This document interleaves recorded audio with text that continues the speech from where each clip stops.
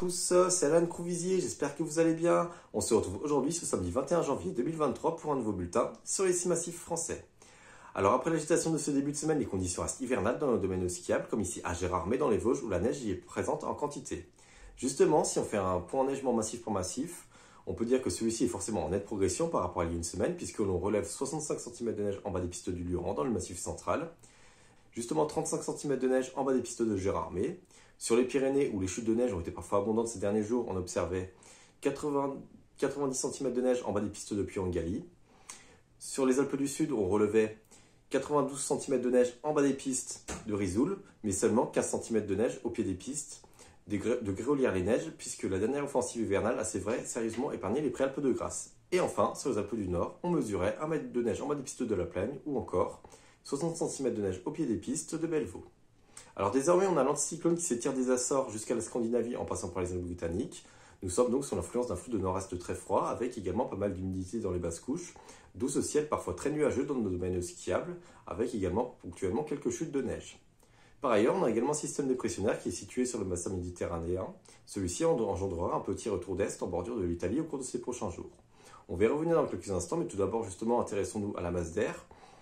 Alors celle-ci est comprise entre -7 et -9 degrés à 850 hectopascales, soit environ 1400 mètres à l'air libre.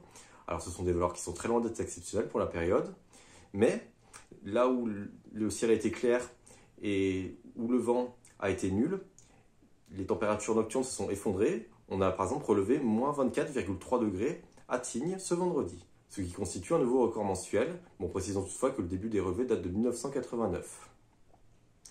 Maintenant, dans le détail, ce dimanche, on conservera beaucoup de grisailles entre les massifs de l'Est, le massif central ou encore les Pyrénées, où on attend un nouvel épisode neigeux en soirée, notamment entre 22h et 2h du matin. Il devrait tomber au-dessus de 800 mm, 1 à 5 cm de neige, voire 10 cm de neige côté Pays Basque.